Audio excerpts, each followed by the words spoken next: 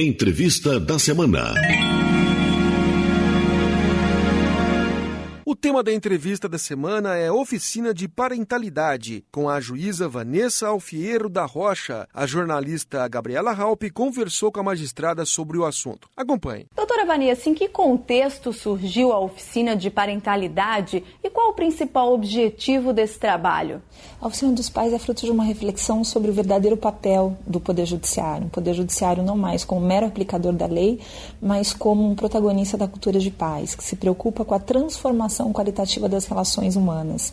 E nós percebíamos que a decisão judicial, principalmente no âmbito familiar, muitas vezes ela não conseguia trazer estabilidade e harmonização para as famílias que procuravam o Poder Judiciário para a resolução dos seus conflitos. Então havia necessidade de algo mais.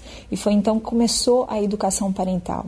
Então nós percebemos que através da educação nós poderíamos transformar as pessoas para que elas repensassem as suas condutas e se pautassem em condutas mais corresponsáveis e mais colaborativas, pensando no bem-estar dos seus filhos. Principalmente nessa fase tão delicada da vida, que é a fase da ruptura do relacionamento conjugal. Geralmente são as famílias que buscam esse serviço ou elas são encaminhadas pela Justiça? Geralmente ela é indicada pela própria Justiça, até porque, como se trata de um programa novo, muitas pessoas ainda não conhecem, mas agora, aos poucos, que ele vem se tornando cada vez mais popular, as próprias pessoas muitas vezes procuram o Judiciário para que sejam submetidas a esse programa educacional. A oficina geralmente é realizada com todos os membros da família. Como que isso funciona? Há técnicas específicas que devem ser utilizadas de acordo com a resolução de 2013 do Conselho Nacional de Justiça? A oficina é um programa educacional dirigido às famílias que enfrentam a fase de reorganização familiar, ou por conta da separação, por conta do divórcio, da dissolução da união estável, para que todos os seus integrantes tenham um melhor entendimento sobre essa fase de reorganização e possam se desenvolver sem maiores traumas, principalmente para os filhos. Então, nós pensamos na oficina para ela funcionar uma única sessão com aproximadamente 4 horas. E nós fazemos a oficina para cerca de 20 famílias. Então, as famílias são convidadas, tão logo elas apresentam algum conflito jurídico que denote algum conflito envolvendo a coparentalidade, como, por exemplo, uma ação de guarda, uma ação de regulamentação de convivência, uma ação de divórcio, uma ação de dissolução de união estável.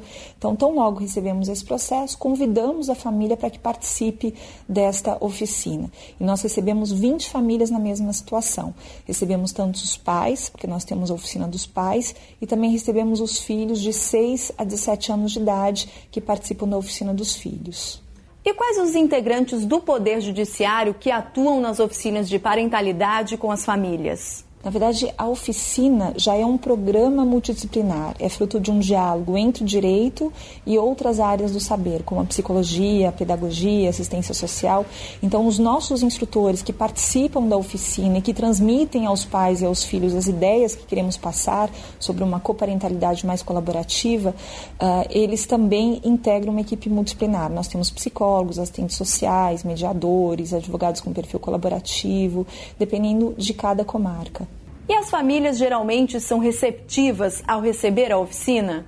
Nós convidamos as famílias, porque não há essa obrigatoriedade, então as famílias são convidadas para participarem da oficina de parentalidade e muitas não comparecem. Nós temos um índice de comparecimento de aproximadamente 60%, mas as que comparecem adoram.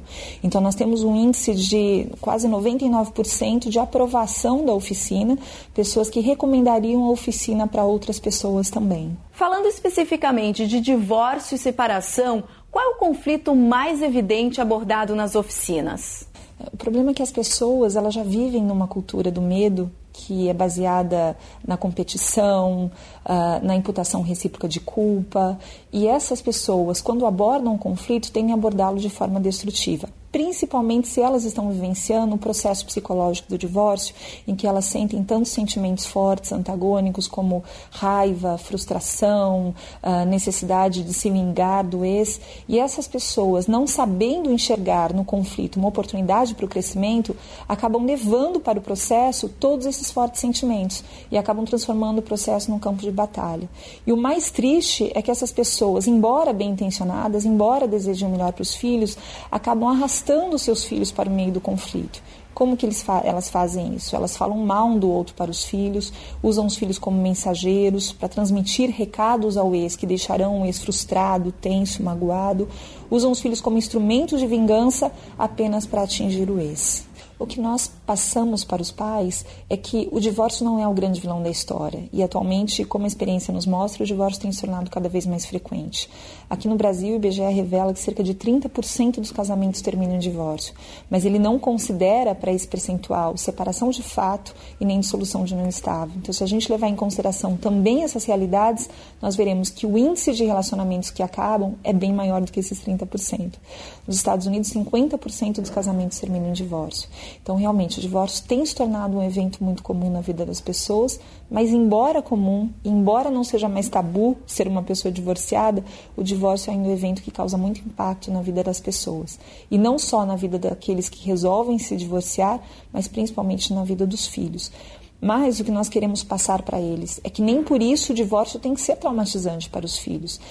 Durante muito tempo, acreditou-se que o divórcio trazia esse trauma para os filhos, mas depois de muitas pesquisas percebeu-se que o grande vilão não é o divórcio, mas sim alguns fatores geralmente presentes nesta fase de vida, mas que também pode não estar presentes, que é a perda parental, ou seja, a redução drástica do convívio dos filhos com um dos genitores depois do divórcio, as dificuldades financeiras, até porque com o divórcio existe uma queda no padrão de vida, custa muito mais caro manter 2 casas do que uma, e o terceiro vilão, talvez o mais grave de todos, os conflitos intensos e mal administrados dos pais. Então, o que nós procuramos mostrar para os pais é que, a despeito do divórcio ser um evento até natural na vida hoje em dia, ele não precisa necessariamente trazer traumas para os filhos. E o que vai determinar se o divórcio vai ou não traumatizar os filhos é a conduta dos pais. Algum outro membro da família, como os avós, por exemplo, participam da oficina? Embora a oficina tenha sido projetada para os pais e para as mães, nós também, em algumas ocasiões, atendemos e acolhemos a família ampliada. Alguns avós que têm a guarda dos filhos, alguns outros personagens dessa nova configuração familiar, como padrasto, madrasta, muitos deles comparecem e são bem acolhidos também. Esse benefício familiar acaba atingindo inexoravelmente os filhos. Então, foi até o princípio da dignidade da pessoa humana, o princípio constitucional do melhor interesse da criança e adolescente, foram os 2 princípios norteadores da oficina de parentalidade. Até porque o que nós passamos para os pais, para que eles possam ajudar os filhos, eles inicialmente têm que ajudar a si próprios, eles têm que estar bem para poderem transmitir aos filhos a segurança que os filhos precisam. Quais os principais benefícios para as famílias que a senhora percebe com a oficina de parentalidade? O que nós percebemos é que pais e mães agem desta forma porque eles não percebem que existe uma forma diferenciada de tratar os seus conflitos e ainda eles não sabem quais são os efeitos negativos que seus conflitos intensos e mal administrados acarretam para os filhos. Então, a grande vantagem da oficina é ampliar esse nível de percepção das pessoas, esse nível de consciência, para que elas entendam que as suas condutas e as suas omissões geram consequências também na vida de seus filhos e que existem as boas práticas parentais que podem ser lançadas para que os filhos não sofram tantos traumas por conta dessa fase de reorganização familiar. O Judiciário já oferece à população esse serviço antes da fase judicial? Sim, na verdade ele já oferece. A oficina de parentalidade é um programa dirigido não só às famílias que já apresentam uma ação judicial, mas também às famílias que ainda não judicializaram seus conflitos. Então, tanto na fase pré-processual como na fase processual, essas famílias são bem acolhidas. Desde quando esse projeto das oficinas de parentalidade entraram em vigor e se a ideia é que ele seja expandido para todas as comarcas, todos os estados brasileiros? O primeiro caso de educação parental que nós temos ocorreu em 2007 em São João do Meriti. Uma magistrada, a doutora Raquel Crispino, ela percebeu que ela perdia muito tempo conversando com os pais, falando sobre os pais, da necessidade de uma coparentalidade colaborativa nas suas audiências. Então, para otimizar o seu tempo, ela resolveu fazer uma reunião mensal com todas essas famílias e lá falava tudo o que ela falava. A oficina de parentalidade, tal como ela existe hoje, ela foi implantada inicialmente na minha comarca, em São Vicente, no litoral de São Paulo, no início de 2013. Então, a partir de então, ela começou a se proliferar, porque aí já era um projeto que foi concebido para o Conselho Nacional de Justiça e pelo Conselho Nacional de Justiça nós começamos a ampliar a extensão da oficina pelo estado de São Paulo. Hoje nós já temos mais de 12 comarcas com as oficinas e pelo Brasil afora. E hoje, diante dessa expansão e diante do sucesso da oficina e da eficiência dos resultados na propagação da paz, nós temos já a oficina presente em quase todos os estados brasileiros.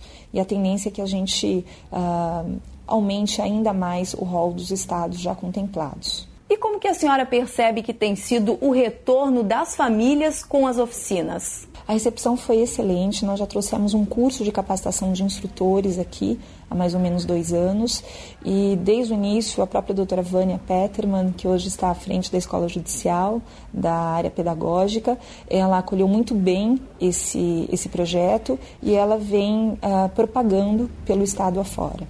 Qual o impacto jurídico e social que a senhora acredita que as oficinas de parentalidade devem trazer para a sociedade? O que nós já verificamos agora é que quem passa pela oficina relata uma maior harmonização nas relações familiares. Embora o acordo não tenha norteado a oficina, o que norteou realmente a oficina foi a maior harmonização das relações familiares, nós vemos que por conta dessa maior harmonização também aumentou o índice de acordo. Então este é um impacto, as pessoas se transformam, elas saem mexidas da oficina e pensam realmente em como elas podem colaborar para que os seus filhos superem as dificuldades inerentes a esta fase. Então elas mudam seu relacionamento com o ex, passam a enxergar o ex não mais como um ex, mas como o pai ou a mãe do seu filho, e eles passam a formar agora não mais um casal conjugal, mas um par parental. E ainda participando da mesma família, agora uma família nuclear, mas como família, todos os integrantes continuam pensando no bem-estar de seus filhos. Então esse tem sido o maior impacto, essa transformação pessoal que a oficina acarreta por conta dessa ampliação da consciência e por conta disso um maior nível de acordo e entendimento no próprio processo. Em relação às crianças, elas também participam como filhos das oficinas de parentalidade. Como que elas vêm se manifestando em relação a isso? Elas têm gostado muito dessa participação. Outro dia eu estive numa audiência e colhi o feedback dos pais a respeito do que representou a oficina para a família deles.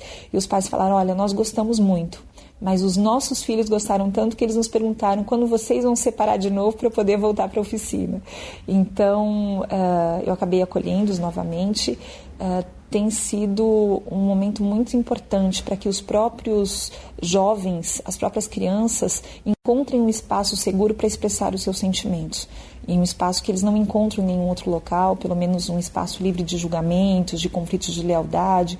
É um espaço onde eles realmente podem manifestar todo o seu sentimento e dizer o que eles estão sentindo por conta daquela nova configuração familiar. Além das oficinas que são realizadas de forma presencial pelas famílias, há também a possibilidade das pessoas procurarem as oficinas no meio virtual. Como que isso funciona? A grande conquista que nós tivemos também foi, no final do ano passado, a criação da oficina de parentalidade online. Então, por conta dessa oficina de parentalidade online, ou oficina de pais e mães online, toda a população pode ter acesso a essa oficina, independentemente de prévia inscrição em tribunal ou prévia indicação por juiz. Então, qualquer pessoa que esteja ou não enfrentando essa fase de reorganização, mas que queira ter uma consciência maior a respeito das circunstâncias dessa fase, poderá acessar a oficina online no site do CNJ. Ok, obrigada, doutora Vanessa, pela sua participação aqui no programa. Obrigada.